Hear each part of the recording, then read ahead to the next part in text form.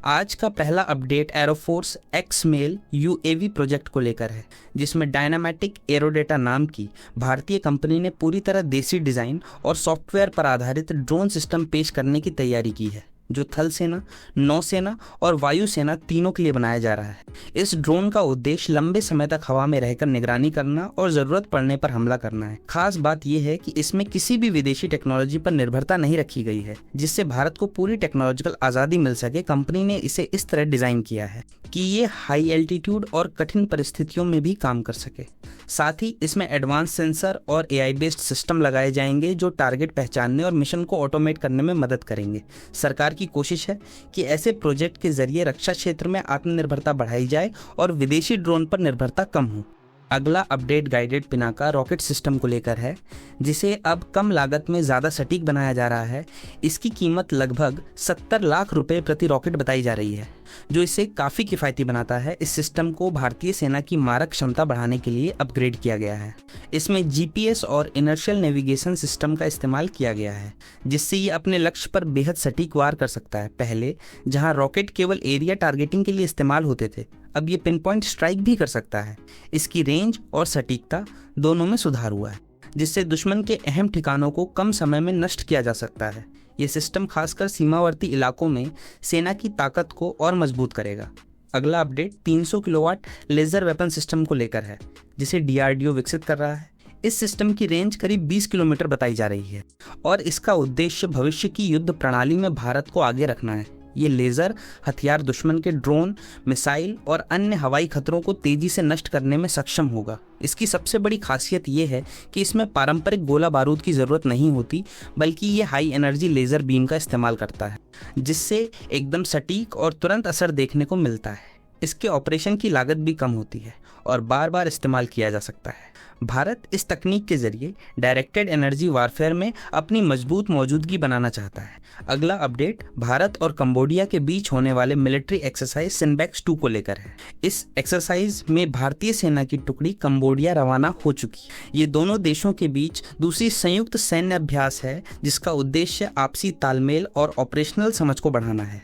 इस अभ्यास में दोनों देशों की सेनाएं counter terrorism operation, jungle warfare और संयुक्त रणनीति पर काम करेंगी। इससे दोनों सेनाओं को एक दूसरे की कार्यप्रणाली समझने का मौका मिलेगा और भविष्य में किसी भी संयुक्त ऑपरेशन के लिए बेहतर तैयारी हो सकेगी। भारत इस तरह के अभ्यासों के जरिए अंतर्राष्ट्रीय स्तर पर अपने रक्षा संबंधों को मजबूत कर रहा है। अगला अपडेट एएमसीए प्रोग्राम में एचएएल की संभावित एंट्री को लेकर है। बताया गया है कि भारत का एडवांस्ड मीडियम कॉम्बैट एयरक्राफ्ट यानी एएमसीए प्रोजेक्ट अभी भी ओपन स्ट्रक्चर में है और इसमें पब्लिक सेक्टर के साथ प्राइवेट कंपनियों को भी शामिल करने की योजना है। डिफेंस सेक्रेटरी ने साफ किया है कि एचएएल को पूरी तरह बाहर नहीं किया गया है, बल्कि अगर एचएएल अपनी क्षमता और एफिशिएंसी साबित करता है तो उसे इस प्रोग्राम में महत्वपूर्ण रोल मिल सकता है। अभी सरकार का फोकस एक स्पेशल पर्पज व्हीकल मॉडल पर है, जिसमें कई इंडस्ट्री प्लेयर्स मिलकर काम करेंगे। एचएएल का पिछला एक्सपीरियंस तेजस और दूसरे एयरक्राफ्ट प्रोग्राम्स में रहा है, लेकिन डिले और प्रोडक्शन स्पीड को लेकर सवाल भी उठे हैं। इसी वजह से सरकार अब ज़्यादा कॉम्पिटिटिव और एफिशिएंट मॉडल अपनाना चाहती है। एएमसीए भारत का 5th जनरेशन स्टील्थ फाइटर होगा, जिसमें एडवांस्ड एवियोनिक्स, स्टील्थ डिज़ाइन और सुपर क्रूज जैसी क्षमताएं होंगी। एचएएल अगर इस प्रोजेक्ट में शामिल होता है तो उसे प्राइवेट सेक्टर के साथ मिलकर काम करना होगा और टाइमलाइन को सख्ती से फॉलो करना होगा। कुल मिलाकर सरकार का मैसेज साफ है कि जो कंपनी बेहतर परफॉर्म करेगी वही इस बड़े प्रोजेक्ट में आगे बढ़ेगी।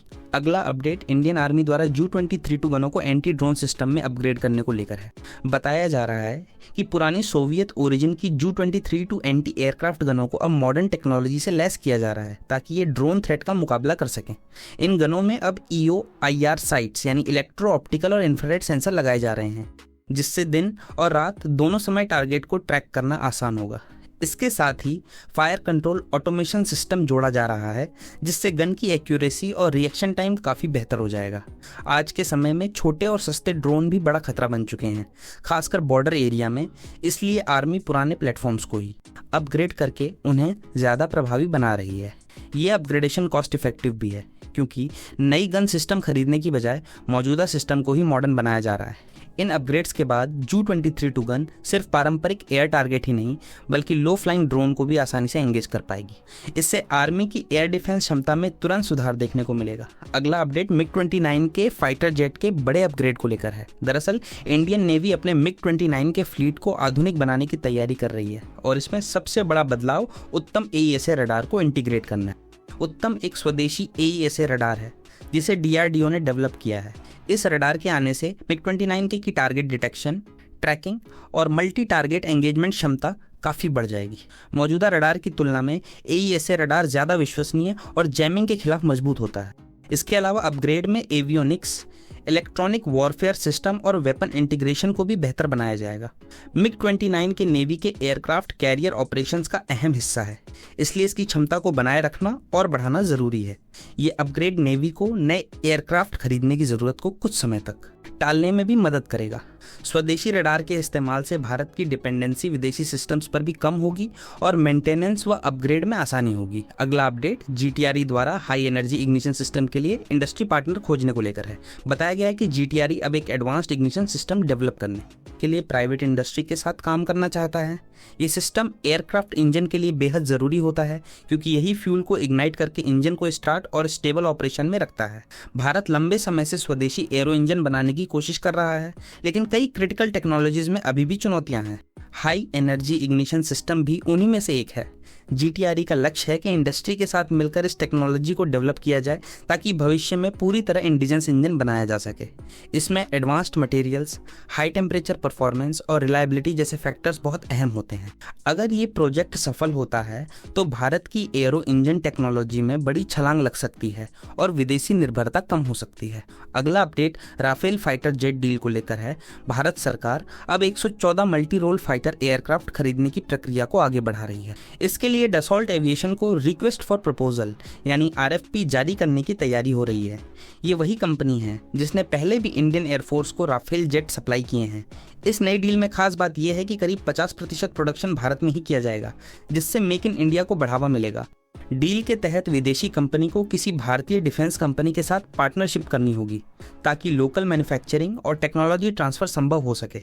इंडियन एयरफोर्स लंबे समय से अपने स्क्वाड्रन की कमी को पूरा करना चाहती है, इसलिए ये डील बहुत अहम मानी जा रही है। राफेल जेट को एडवांस्ड टेक्नोलॉजी, बेहतर कॉम्बैट कैपेबिलिटी और मल्टी रोल ऑपरेशन के लिए जाना जाता है। सरकार का फोकस अब सिर्फ खरीद पर नहीं बल्कि घरेलू प्रोडक्शन और डिफेंस इंडस्ट्री को मजबूत करने पर भी है। इस डील से भारत की एयर पावर और स्ट्रेटेजिक ताकत दोनों में बढ़ोतरी होने की उम्मीद है। अगला अपडेट मिजोरम में उग्रवाद के खत्म होने को लेकर है। राज्य का आखिरी एक्टिव मिलिटेंट ग्रुप भी अब हथियार डाल चुका है, जिसके बाद मिजोरम को आधिकारिक रूप से इंसर्जेंसी फ्री घोषित कर दिया गया है। ये ग्रुप पहले अलगाववादी गतिविधियों में शामिल था, पर अब सरकार के साथ समझौते के बाद इसने आत्मसमर्पण कर दिया है। इस प्रक्रिया में केंद्र और राज्य सरकार दोनों की अहम भूमिका रही है। लंबे समय से चल रही शांति वार्ता और डेवलपमेंट प्रोग्राम्स के कारण हालात धीरे धीरे सामान्य हुए। मिजोरम पहले भी देश के शांत राज्यों में गिना जाता रहा है, लेकिन ये कदम पूरी तरह स्थिरता का संकेत देता है। सरकार अब इस क्षेत्र में इंफ्रास्ट्रक्चर, रोजगार और सामाजिक विकास पर ज़्यादा ध्यान दे रही है। सुरक्षा एजेंसियों के अनुसार अब राज्य में किसी बड़े उग्रवादी खतरे की संभावना नहीं बची है। ये पूर्वोत्तर भारत में शांति और स्थिरता की दिशा में एक बड़ा कदम माना जा रहा है।